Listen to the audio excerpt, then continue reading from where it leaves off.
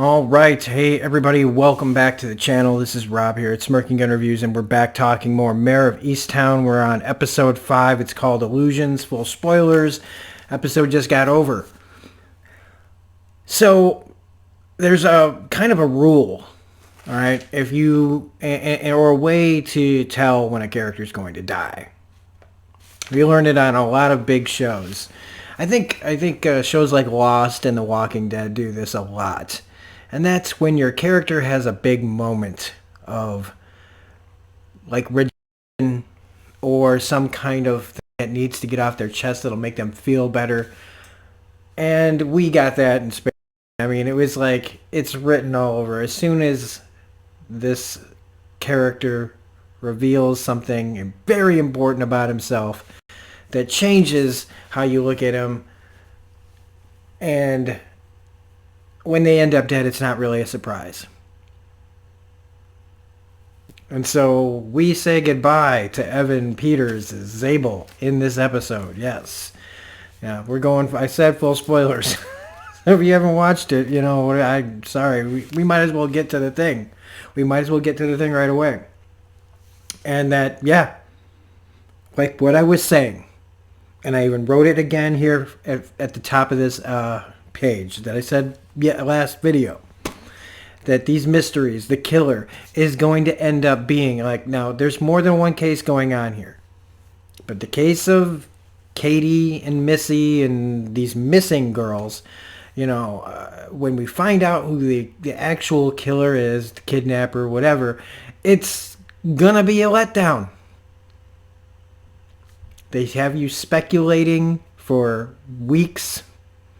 I saw a guy who was making a video that I thought was clickbait, and it wasn't. I would give him credit that it wasn't clickbait, but he was saying how Mare was the killer.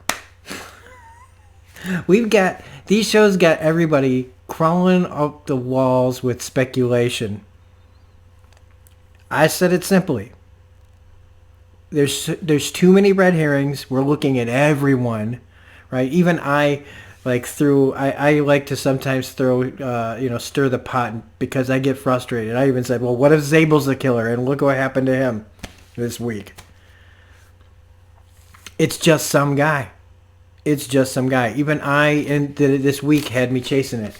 Well, like, is it, because I have people saying, oh, it's Richard, or hey, it's Becca, or it's Shoban's, ex-girlfriend. Like people, it's like freaking QAnon when people are talking about this stuff. People saying stuff that just don't even make sense. Talking about Mare being the killer. I said, it's going to let you down. This overall, that's not even what the point of this show is. This is about Mare, plain and simple, living this small town life. Had one big event happen to her when she was a kid in a high school basketball game. Became a cop. Had some kids. Lost her husband. One of her kids is mentally ill. And using drugs and everything. Kills himself. He dies. And now she's trying to recover from that while taking care of his son, trying not to lose custody of him, and having these cases. And it's just about her life. And everyone around her, right, is basically, they throw all of this other stuff at us as red herrings and so that we can gauge the level of importance. Like, oh, did John have an affair? And if John had an affair, maybe he's also a killer. Like we keep having all these like things that just aren't true. Like John's brother, right? We find out John's brother, Aaron, stayed at his house for 3 weeks, and he just plays shifty eyes and Mr. Uncomfortable all of a sudden. We start going, ooh, well, I bet you he has something to do with it. And then you even get a description, right? Like, oh, this guy had a beard. And I immediately went, whoa, maybe it's, So they got us chasing our tails through this whole show because they, it's to get us all talking. And that's great. And in the end, it was just some guy. Now, the case about Aaron isn't closed. We also talked about that there's a possibility that this has got nothing to do with the other thing. There just happens to be a lot of girls with a lot of problems in this area, and that's true around all over the place. You know, it's possible that people can have multiple problems in a town. Girls, the missing girls and Aaron didn't necessarily ever have to do with anything. So, poor Zabel. I mean, you could even feel it in that scene. You could feel it in the scene when she doesn't have a gun. He just came out as a fraud. He just wanted to do something great, which I did love when Mare was talking about, about problem with being great is once you be great, everybody expects greatness from you all the time. And that is true, depending on what it is. Some people, and I've said this about my job, it's like, I want to be really good at my job. But if I'm too good, then when you let them down, it's like a bucket of water over their head. If you're great all the time, it's on you, and other people will expect it. I'm not saying that being great isn't something to aspire to, but there are costs to everything. And Zabel's cost is his life in this because they shouldn't have been there. Mare shouldn't have been there. She's not on the case. She is so obsessed with it. It's the only thing she's got going in her life that she maybe thinks she can control. Goes with him. Once they realized this guy's got the Winstons, this guy's off, they should have left. I don't know what police procedure is in these kind of situations, but with one guy who's unproven without a gun, she's on leave without a gun. I mean, he has a gun. One without a gun. They should have left, called it in, brought everybody in there. Because even at that point, they didn't know, but it was a really intense scene. I'll give it that. The whole way it played out and chasing her around the house, it was all really well done. Except they're just, again, it's just some guy. There's no huge revelation other than the girls are alive and they are going to be, saved. They're saved. Now, for the rest of the story, because there's just so much going on here with Lori's family and her son Ryan and his dad John, them having secrets. What's that about? Did John do something and Ryan saw it and is that part of the thing? And no, he had an affair. He had an affair and he's kicked out. And that's why he beat the shit out of those bullies. And honestly, I don't condone children beating up other children, but if you have a sister and somebody's throwing food at them and you just sit there, no, you get up and you beat the shit out of that guy with a tray. I completely congratulate the choice in this to go up there and beat that kid over the side of the head. Right? You're not a bad person for defending your sister. But it has no point. Like, what's the point? Other than just showing us a slice of life in this small town that's another just giant red herring. Why is Ryan upset? Is he upset because he knows something really bad? It's like red herring the series. Everything you look at. Now, I don't believe that Dylan and his little compatriots they're definitely up to something. And it's not like, that's like Captain Obvious right there. That they go after with Becca, Aaron's best friend, to go get the journals. There's a hell of a lot of them. They steal the ear money, and then they burn the journals. Why would they do that if they didn't have anything to hide? They're not even reading them because they don't want to know how far their guilt should be. And what was Becca doing there? What did Becca pocket? Again, at least that's important. That's probably important to the plot. The photo or whatever she put in her pocket. That's important. These scumbag kids, they did something to her. The deacon did not. He was a friend of hers. It's starting to look like maybe he is innocent of what, he is accused of or was accused of and now is being currently, uh, chased around and beaten up for. He's afraid because this thing follows him around. And hey, maybe he did it, maybe he didn't.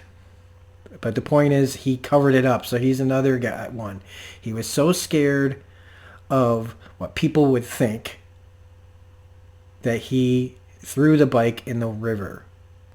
She was with him that night. He took her. Why would he take her, first off? He shouldn't have taken her anywhere. If he's the adult, he didn't have to take her anywhere, but I know he thinks he was protecting her, going to some place in the middle of the night. No, he should have just drove her home. But instead he takes her to where that park is, where they found the bullet hole. Sorry. Starting to get a little about it. And those kids are in on it. To what degree? I don't know. I don't know anybody else now that we found the nobody killer, So, sure, the deacon seems to be in the clear. But the rest of it is just Mare, again, trying to just, it's just following her life. Her worries about losing her grandson. There were worries about, her daughter and her film that she looked at. Worries that, her depression might be genetically passed on to her son, and maybe that's why he killed himself. All this stuff is really just, like I said, it's about Mare and how she's going to handle this and how she's going to handle the next thing. Which is, she blew this guy away. Zabel's dead because of her, in a way. If you want, somebody's gonna disagree with me on that, but fine. I don't really. It's my opinion. You have every right to yours. We didn't see Richard at all in this. So, yeah, I did get called a bad detective by somebody, and hey, look, I was. You're right. I was being a bad detective. But Richard's been nowhere to be found. But with every red herring in here and everybody wanting to be right about this, that, and the other thing, and everybody being so sure that they're right, like I said, don't be surprised if Richard's just there sniffing around for another book, or if he's just literally a guy who likes Mare. Because Guy Pearce is a famous face, and you go, well, if you got Guy Pearce, then maybe it means something that he's in this. Or maybe not, because so much doesn't seem to matter in this. So many storylines don't seem to matter. This is, like I've said, a 7-episode show. And they're giving us so many plots that don't really matter to the central story, that don't really seem to go anywhere. After episode 7 and this show is over, I'm not going to worry about whether or not Siobhan's new relationship works out, or if Lori's husband stops cheating on her, or whether or not they find the turtle. In the end, what'll be important is where Mare's character ends up. How she will move on. Will she feel like she's making progress after her son's death? Will whatever happens by the end of this, how does that change her? How does she move forward? Because this will be it, right? So that's really what matters. And as I wrote down so many notes, man. So many notes that literally go nowhere. Who cares about Brianna? Like Brianna going over there saying, hey, where were you? I mean, yeah, it's important.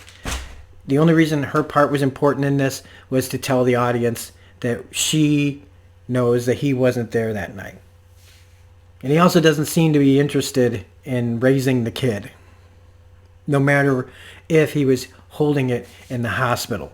And all the people that want to tell me, oh, he's good, he was still raising that kid. Like, it's normal for us to put ourselves in the story a little bit, or how it makes us feel, or how it relates to us.